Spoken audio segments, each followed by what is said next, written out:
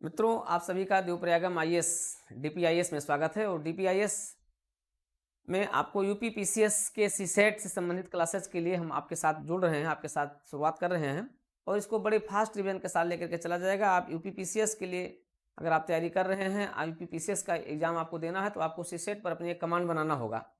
ठीक है, ये सीसेट चाहे आप 2024, 25, 26, 27, 28, 29, 30 कभी के लिए देंगे, ये आपके लिए एक समान रूप से इंपॉर्टेंट होगा। लेकिन फिलहाल आपकी अभी तत्कालिक परीक्षा के लिए तो बहुत ही महत्वपूर्ण है, क्योंकि सीसेट में अगर आपको क्वालिफाई हो जाएंगे तभी आपको आगे बढ़ना है, क्योंकि सीसेट ही आपके लिए क्या है, सबसे बड़ी बाधा होता है।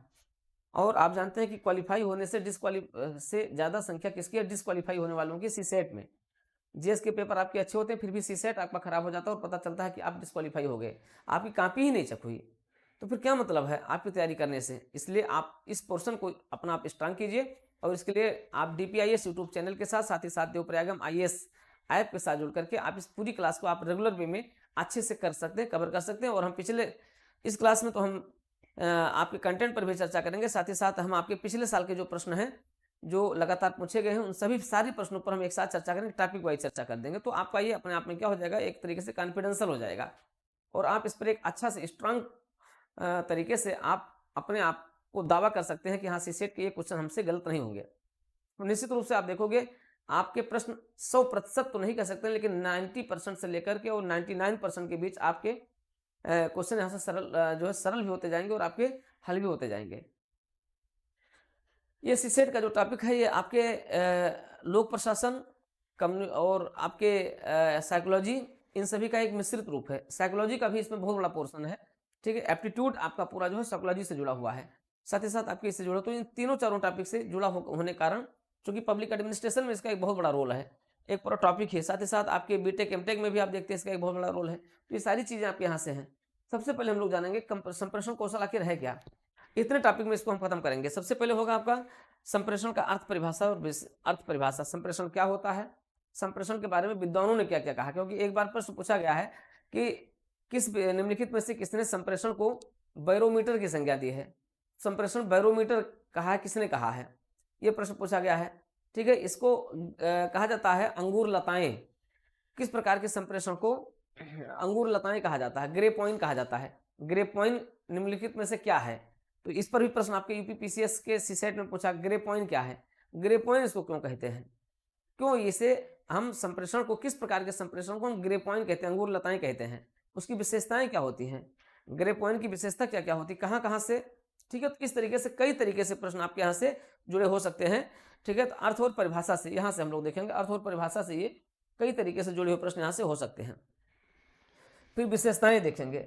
ठीक है, इसकी विशेषताएं क्या क्या हैं, इस पर चर्चा करेंगे। 4-5 पॉइंट आपका यहाँ से होंगे, और यही विशेषताएं ही क्या हैं, आ जाती हैं पूरी परीक्षा में। आपके देखेंगे 2021 में यहाँ से प्रश्न आया था, 2019 में यहाँ से प्रश्न आया था, निम्नलिखित में से कौन सी निम्नलिखित में से संप्रेषण के बारे में कौन सा कथन सही है।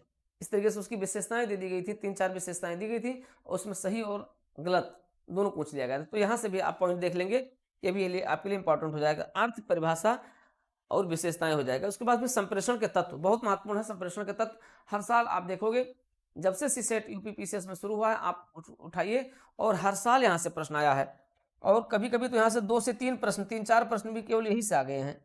ठीक है, अब संप्रेषण पूछ लिया गया, निम्नलिखित में से कौन सा संप्रेषण का तत्व है, कौन सा संप्रेषण का तत्व नहीं है, संप्रेषण की प्रक्रिया में का सही क्रम क्या है। इसमें आपको एक फार्मूला बताएंगे, सेम का दर्पण। सेम का दर्पण आप याद रखोगे तो सब कुछ हो जाएगा। मतलब एक बड़ा सिंपल फार्मूला है, यहाँ से उस सिंपल फार्मूले से जोड़ करके आप इसको पूरे को हल कर लेंगे, और लगभग 3-4 क्वेश्चन के पर आपकी एक कमांड यही पर बन जाएगी। ठीक है, इसी में हम लोग मॉडल देखेंगे। संप्रेषण के तत्व में ही मॉडल आता है, हम लोग सिर्फ संप्रेषण के मॉडल देखेंगे। ठीक है, और इसी में संप्रेषण की प्रक्रिया भी देखेंगे। संप्रेषण के तत्व में ही ये भी इसी के साथ जुड़ी हुई संप्रेषण की प्रक्रिया, क्योंकि संप्रेषण की प्रक्रिया में ही उसके सभी जो है 8 तत्व आ जाते हैं। अब मॉडल में क्या देखेंगे कि अलग अलग विद्वान जो है अलग अलग मॉडल में संप्रेषण की प्रक्रिया के अलग अलग तत्वों की बात कहें, लेकिन जो सबसे जो सुव्यवस्थित है बीवर एंड सैनन मॉडल है। बीवर एंड सैनन मॉडल जो है वो कम्युनिकेशन प्रक्रिया में सबसे अधिक उपयोग में लाया जाता है। तो बीवर एवं सैनन मॉडल के आधार पर ही संप्रेषण के 8 प्रमुख तत्वों को निर्धारित किया गया है, जिसमें हमने उसको शार्ट भाषा में सेम का दर्पण के रूप में बनाया है। ठीक है, तो सेम का दर्पण अगर आप याद रखेंगे तो क्या हो जाएगा, ये अपने आप में कंफर्म हो जाएगा। ठीक है, तो ये आपका हो गया संप्रेषण के तत्व हो गए। फिर आपका आता है संप्रेषण के प्रकार। सबसे महत्वपूर्ण टॉपिक आपका है संप्रेषण के प्रकार। संप्रेषण में किस प्रकार के संप्रेषण में आपके औपचारिक संप्रेषण, अनौपचारिक संप्रेषण, तो हम लोग देखेंगे कि प्रवाह के आधार पर किस प्रकार के संप्रेषण होते हैं, प्रकृति के आधार पर किस प्रकार के संप्रेषण होते हैं, नेटवर्क के आधार पर किस प्रकार के संप्रेषण होते हैं। तो यहाँ से लगातार प्रश्न पूछे जाते हैं। ठीक है, आप औपचारिक अनौपचारिक संप्रेषण को देखेंगे, आप ऊर्ध्वमुखी और अधोमुखी प्रश्न संप्रेषण को देखेंगे, आप जो है विकर्णी संप्रेषण को देखेंगे। हाल के वर्षों में जैसे प्रश्न पूछा जाता है कि प्रशासन में आजकल विशेषीकरण बढ़ रहा है, हाल में प्रशासन में विशेषीकरण के बढ़ने से किस प्रकार के संप्रेषण, किस प्रकार का संप्रेषण प्रशासन में सबसे अधिक संभव हुआ है।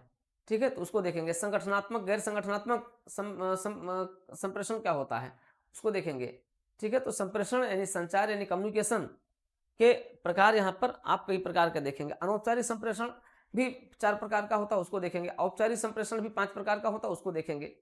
ठीक है, ऊर्ध्वमुखी, अधोमुखी, लिखित, मौखिक। आप जानते हैं मौखिक संप्रेषण पर बहुत ज्यादा प्रश्न पूछा गया है, लगातार प्रश्न पूछा गया। चश्मे उतार कर रख देना, धीरे धीरे चलना, तेज शरीर, तनी हुई शरीर से के साथ चलना किस प्रकार का संप्रेषण कहलाता है, क्या शो करता है, क्या दर्शाता है।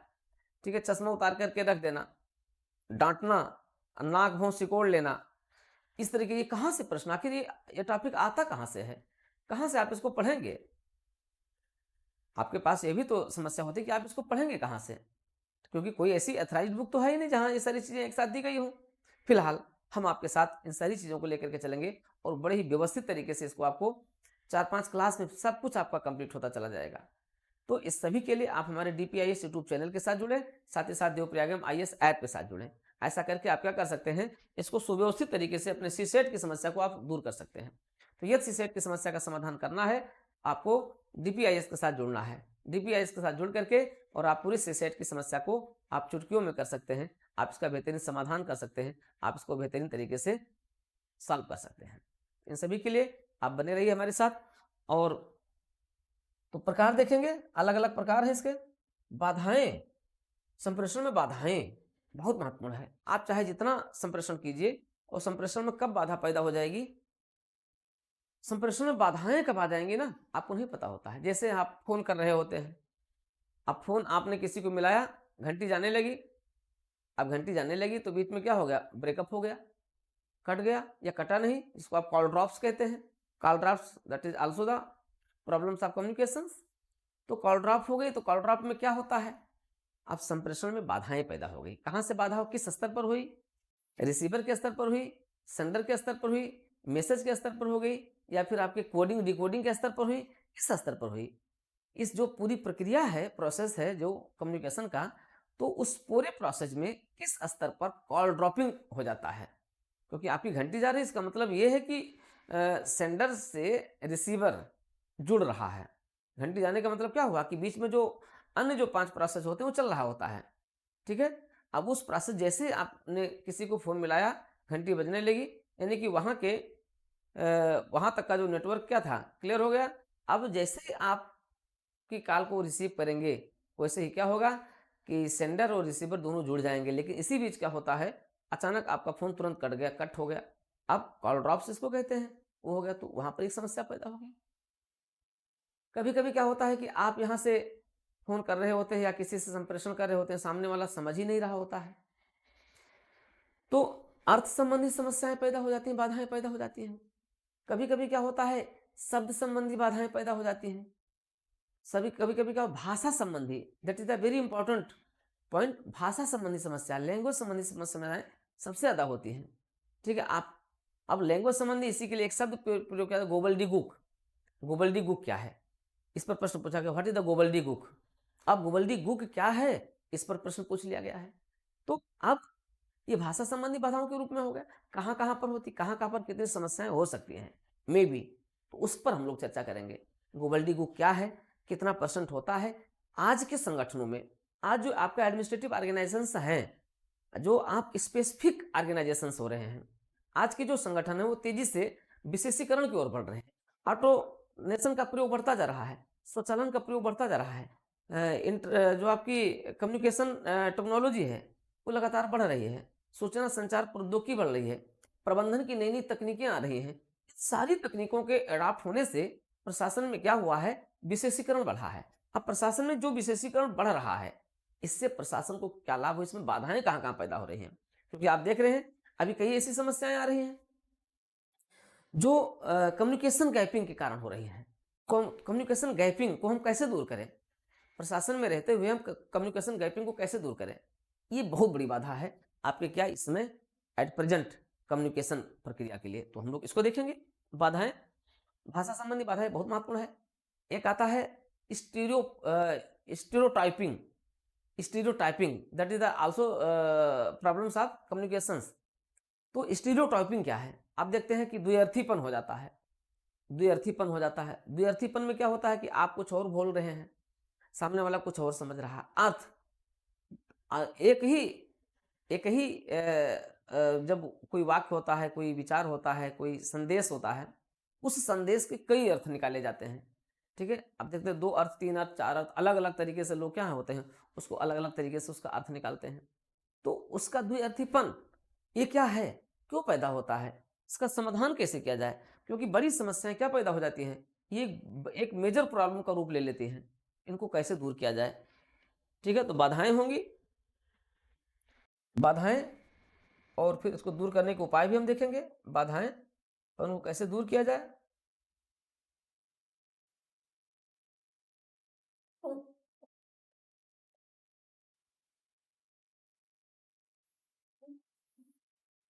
बाधाएं और बाधाएं दूर करने के उपाय ये हम देखेंगे। फिर जब बाधाएं दूर कर लेंगे तो अब तकनीकें होंगी। आप जानते हैं कि 21वीं शताब्दी किसकी है, सूचना संचार तक प्रौद्योगिकी की शताब्दी है। और इस समय तेजी से सूचना संचार प्रौद्योगिकी का प्रयोग बढ़ रहा है। आज आप देख रहे हैं कि सूचना संचार प्रौद्योगिकी में जो आपका कंप्यूटर है, कंप्यूटर के प्रयोग ने सूचना संचार प्रौद्योगिकी को अपडेट करते हुए आज आप कहां से कहां पहुंच गए हैं। तो ऑटोमेशन का प्रयोग जो हो रहा है, स्वचालन का जो प्रयोग हो रहा है, उनसे किस किस प्रकार से नई टेक्नोलॉजी बढ़ रही है। तो हम देखेंगे कि कम्युनिकेशन की नई नई तकनीकें क्या हैं। सबसे महत्वपूर्ण तकनीकें आप देखते हैं क्या है, EMIS है, PERT है, ये प्रबंध की भी है, यहाँ की भी है।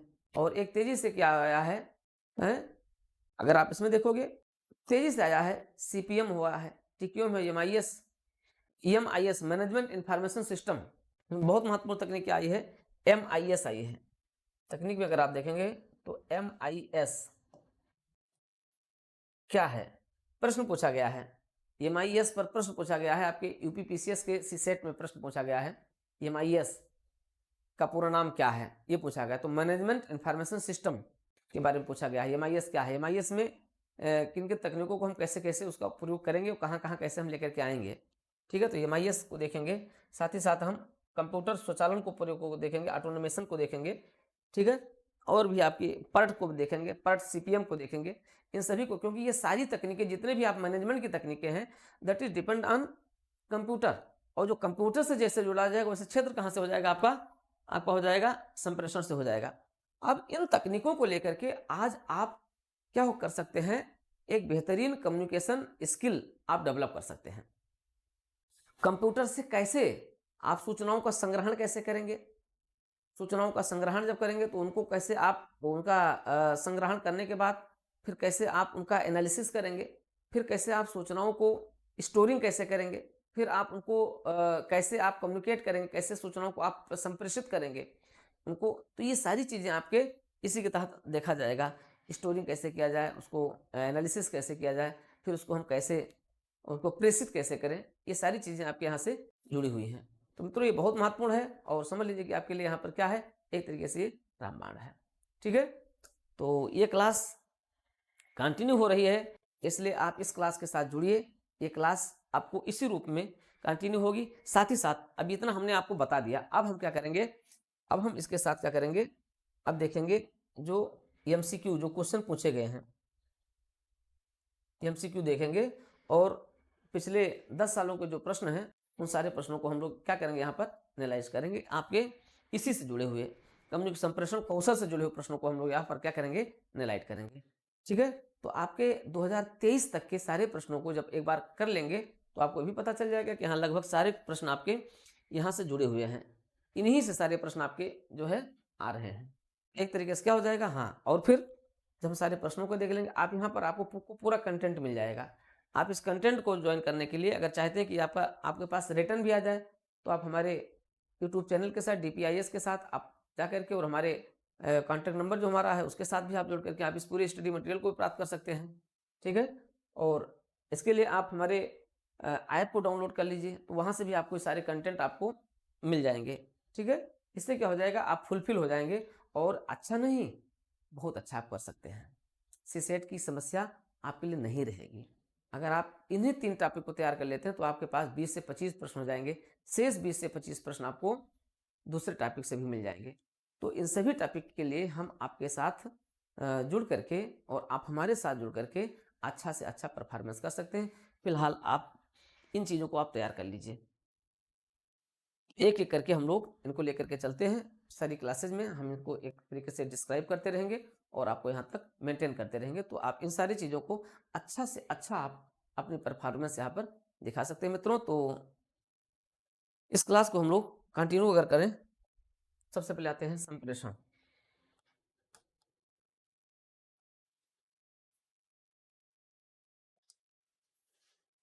अर्थ, संप्रेषण जिसे को आप संचार भी कहते हैं,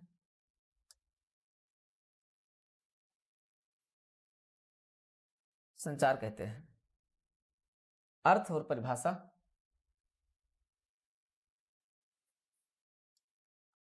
दोनों चीज आपको यहाँ पर है, ठीक है। तो संप्रेषण का अर्थ क्या होता है, अगर आप देखें चाहे संप्रेषण कहें चाहे आप इसको संचार कहें, ठीक है, इसका अर्थ क्या होता है। देखिए संप्रेषण कभी अकेले नहीं होता है, ध्यान रखिएगा। संप्रेषण के लिए अगर संप्रेषण आपको होना है तो संप्रेषण के लिए कम से कम 2 या 2 से अधिक लोग होंगे, 2 या 2 से अधिक लोग होंगे। वैसे तो हम लोग जब चर्चा करें तो आपको बताएंगे हम, जो एक होता है इंट्रा कम्युनिकेशन, ठीक है, और एक होता है आपका इंटर कम्युनिकेशन। तो जब वो कम्युनिकेशन होता है जो जिसमें हम अपने आप से ही आध्यात्मिक दुनिया से जब हम जुड़े हुए होते हैं तब हम स्वयं से ही क्या करते हैं, तब हम संप्रेषण करते हैं, ठीक है। जब हम आध्यात्मिक दुनिया से जुड़े होते हैं, ठीक है, जब हम आध्यात्मिक दुनिया से जुड़े हुए होते हैं, कहते नहीं है अहम ब्रह्मास्मि, अहम ब्रह्मास्मि, मैं ही ब्रह्म हूँ। मैं ब्रह्म हूँ तो कैसे मैं ब्रह्म हूँ, आप पहले अपने आप को समझिएंगे ना। तो कभी आप अपने लाइफ में अपने से कभी संप्रेषण करके आप देखिए, आप अपने से ही संचार कीजिए, शायद अभी तक नहीं किए होंगे, कीजिए। तो वो एक संप्रेषण होता है, लेकिन वो एक तरीके से क्या होता है, वो एक आध्यात्मिक जगत होता है। हम भौतिक जगत की जब बात करते हैं, जब हम अपने सांसारिक जगत की बात करते हैं, जब हम अपने दैनिक जीवन की बात करते हैं, तब हम उस आध्यात्मिक और संचार से हम अलग हो जाते हैं, तब हम एक भौतिक जगत में करते हैं। और इसी भौतिक जगत में फिर आप क्या करते हैं, आप एक तरीके से दुनिया से जुड़ने का प्रयास करते हैं, और ये जो दुनिया जिससे आप जुड़ते हैं ना, ये आपके लिए संप्रेषण का एक स्वरूप प्रस्तुत करती है। तो हम लोग उसी पर लेकर के चलेंगे और देखते हैं। सबसे पहले हम तो जरूरी क्या है कि अगर आप संप्रेषण करना चाहते हैं तो उसके लिए क्या जरूरी है, संप्रेषण करने के लिए आपके पास क्या होना चाहिए, संप्रेषण करने के लिए आपके पास 2 या 2 से अधिक लोग होने चाहिए। तो 2 या 2 से अधिक लोगों के लिए, लोगों के साथ क्या करेंगे,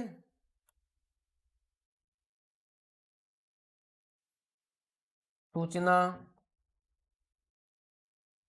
संदेश, विचार। अब 2 या 2 से अधिक लोगों को के साथ सूचना, संदेश, विचार को प्रेषित किया जाए। चाहे आप सूचना देंगे, चाहे आप संदेश देंगे, विचार भेजेंगे, ठीक है, चाहे आप एक तरीके से होता ना जैसे आप इनफॉर्मल कर रहे हैं, ठीक है, व्यक्ति कर रहे हैं, तो ये कोई भी चीज होगी, तो प्रेषित करना और उसकी समझ विकसित करना।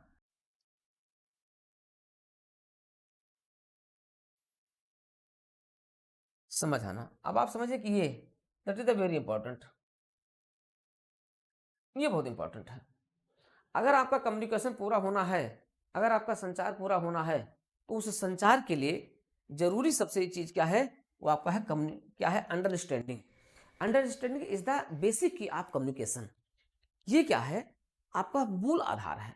आप संदेश भेजते रहें, जिस संदेश पर संदेश आप भेजते रहते हैं ना, आप खूब मैसेज करते रहते हैं, आपने देखा कोई अच्छी डीपी किसी के लिए तो आपने भेजना शुरू कर दिया, ठीक है? फेसबुक पर आप खूब उल्टे-सीधे मैसेज भेजते रहते हैं, प्राप्त कर, लेकिन ज़रूरी नहीं कि उधर से रिप्लाई भी हो रहा है। या हो सकता है वो ना that is not understand at that persons, तो हो सकता है कि वो समझ में ना आया हो, उसने समझा ही ना हो, ठीक है? आपके इशारे को भी कोई समझ नहीं पा रहा, आप बहुत इशारा कर रहे हैं। तो that is also the part of the communication and that is the end the basic की ऑफ द अंडरस्टैंडिंग। तो जब तक आपकी समझ नहीं आएगी, समझ होना क्या है? ज़रूरी है, इसलिए ये आपका क्या है? आधार, यही पूछा गया है। यूपीपीसीएस के सीसेट के में एक पहला प्रश्न यही पूछा गया है, निम्नलिखित में से संचार के लिए सबसे आवश्यक है, स भेजा गया है, सूचना संदेशों को भेजना, ये करना, वो करना, और उसके बाद फिर विद्या का समझ विकसित होना। तो समझ विकसित होना that is the very important point, ठीक है? तो पहला पॉइंट ये होता है 2 या 2 से अधिक लोगों को सूचना संदेश से विचार प्रेषित करना और उसकी समझ आना। समझ विकसित होना ही क्या है? अपने आप में ये होता है। तो ये अपने आप में ये भी इंपॉर्टेंट है, लेकिन सबसे इंपॉर्टेंट क्या है? समझ। अगर समझ नहीं हुई है, तो किसी भी संप्रेषण का, सूचना का कोई मतलब नहीं है, ठीक है? तो ये होता है, पहला पॉइंट आपका हो गया। तो किसी भी संगठन में, अगर कोई संगठन है, अब आप देखिए, अगर कोई संगठन है आपका, ये देखिए संगठन है, और इस संगठन में मान लिया विभिन्न स्तर हैं, आपका यहाँ पर सीईओ है, चीफ एग्जीक्यूटिव ऑफिसर है, A, B, C dash, B dash और ए डैश। अब देखिए, अब ये चीज़ें हैं, तो यहाँ पर आपके लिए क्या है? ज़रूरी है कि आपकी समझ विकसित होनी चाहिए। अगर समझ विकसित नहीं है, तो कोई ऐसा संप्रेषण नहीं हो पाएगा।